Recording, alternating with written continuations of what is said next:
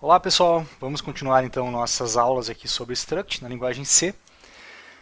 Lembrando para quem é meu aluno que vocês têm acesso a um material que, que tem uma explicaçãozinha básica aqui, que segue mais ou menos aquilo que eu estou falando nos vídeos aqui, e eu vou deixar disponibilizado também para quem porventura chegou nesse vídeo aqui, na descrição dos vídeos, tá? Para poder acessar. Então, é legal ir assistindo os vídeos e acompanhando por aqui. Eu escrevi um textinho aqui explicando sobre o que eu estou falando aí. Só um complemento. Bom, continuando. Então, agora pessoal, o que nós vamos fazer? Nós vamos ver como que nós podemos utilizar uma struct para construir outras structs, ou seja, como é que eu posso aproveitar a organização, a estruturação dos dados que eu coloquei dentro da minha struct para compor outras estruturas de dados ainda mais complexas. Beleza? E como é que a gente trabalha nelas. Então, vamos fazer a seguinte brincadeira. Eu quero criar aqui um funcionário. Tá? O que esse funcionário tem? Ele tem um identificador, ele tem um nome, ele tem um salário e ele tem uma data que é a data que ele ingressou na empresa ou a data de nascimento dele, sei lá. Né? Então vamos lá. Se eu quero um tipo estruturado, ou seja, eu quero um conjunto de campos que vai formar um outro tipo para poder utilizar esse tipo, que no caso aqui é o funcionário, eu preciso logo definir uma struct e dar o nome aqui para ela. Vou dar o nome de struct funcionário, abre chavezinhas, né? E aí aqui dentro nós colocamos os nossos campos. Então, o meu ID é um inteiro, né? O nome do meu funcionário é um vetor de caracteres, é uma string, né? Vamos colocar aqui sem carinhas.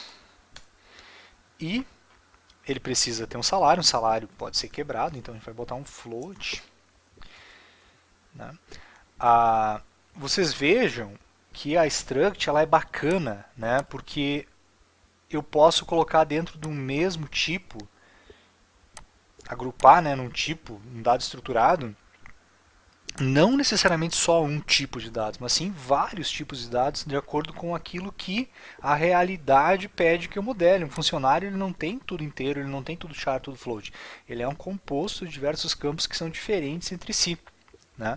Então, que nem por exemplo aqui no caso aqui, eu poderia resolver isso aqui com um vetor de 3 posições inteiro, onde é que eu ia botar, cada posição eu ia botar dia, mês e ano. Criava uma matriz, eu poderia ter diversas datas, né?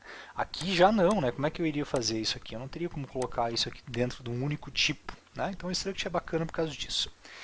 E agora então o nosso funcionário ele tem uma data aqui dentro, né?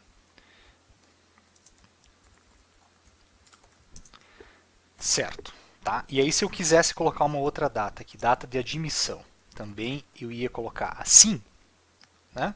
Será que é uma boa ideia? Né? O que isso aqui é? Isso aqui não é dia, mês e ano. Isso aqui é uma data que é composta por dia, mês e ano. Essa data já está declarada aqui. Então, por que eu vou fazer tudo de novo aqui se eu já tenho uma abstração melhor para representar essa data criada na struct data? Né? Então, o que eu vou fazer? Ao invés de eu ter um monte de variável aqui, cada uma para as duas datas aqui que eu teria, que poderia ser a data de nascimento e a data de admissão, né? Eu vou usar essa estrutura que já está pronta, que eu declarei, para fazer parte dessa outra estrutura. E assim eu tenho uma variável aqui dentro do tipo struct data que vai representar as datas que eu preciso para o meu funcionário. Então, eu vou lá, struct data, lembrando que isso aqui não é o nome da minha variável, isso aqui é o nome do tipo que eu estou declarando.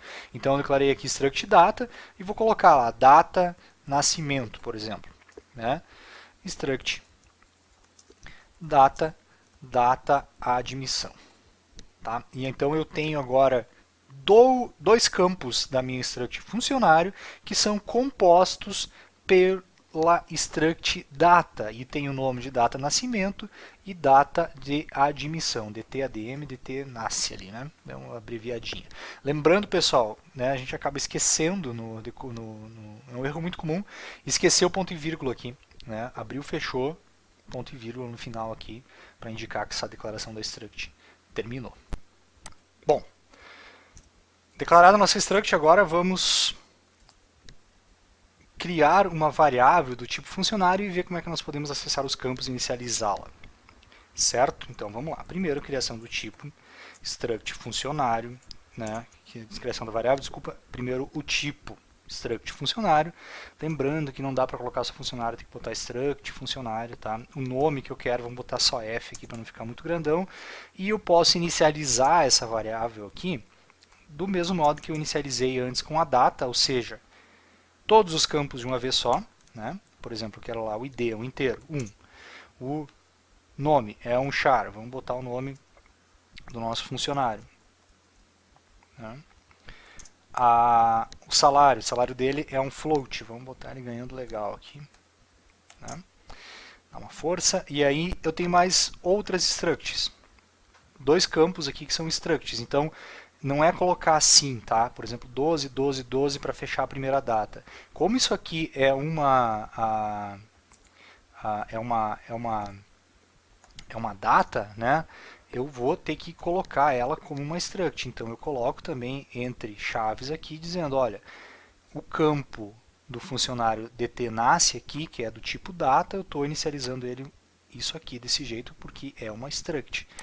Lá depois é uma outra struct do tipo data que também eu inicializo dessa forma. Então ele foi admitido no dia 10 de 9 de 2016, por exemplo. Né? Fechou, ponto e vírgula, vamos ver se está tudo certo. Né? Tá tudo certo.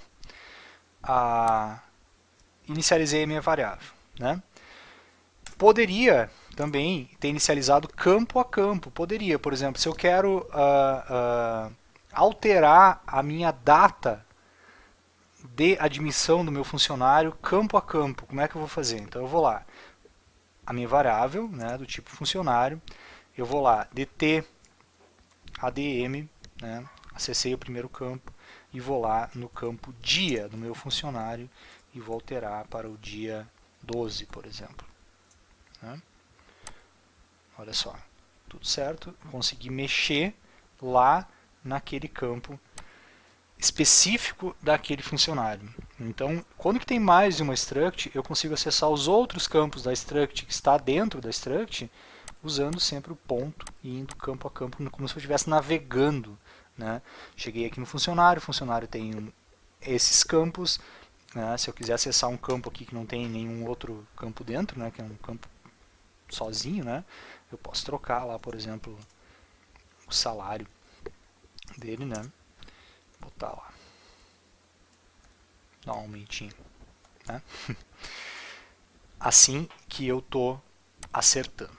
Tá? Vamos mudar aqui a nossa perspectiva aqui para debugger aqui. Né? E vamos botar um breakpoint aqui. E vamos rodar isso aqui. Vamos ver como é que vai ficar. Né? Olha só. Tá lá a minha struct. Eu inicializei ela aqui, ó, ela já mostrou. Ó, o nome está aqui, o campo, struct, variável f da struct, né, funcionário, campo id 1, né, correspondendo exatamente como está aqui, funcionário, 5.000, data de nascimento está lá, né, a data de admissão está lá. Se eu rodar mais uma linha aqui, ó, alterei o data de admissão, o dia, para 12, estava 10 aqui, estava 10 aqui, né? Agora está 12, olha só. Se eu fizer uma outra alteração ali que vai mexer no salário, né? Vejam que o campo salário, que era 5.000, agora está 5.500. Certo? Então eu posso criar structs que são mais complexas, utilizando outros tipos de dados previamente criados, e assim eu compor outras coisas. Daqui a pouco eu posso ter uma empresa e essa empresa ter vários funcionários. O que são vários funcionários? Vários funcionários vai corresponder aqui a um vetor de funcionários. Como é que eu faço um vetor de struct? Como é que eu trabalho com ela? Esse é o tema da próxima aula. Beleza? Até lá!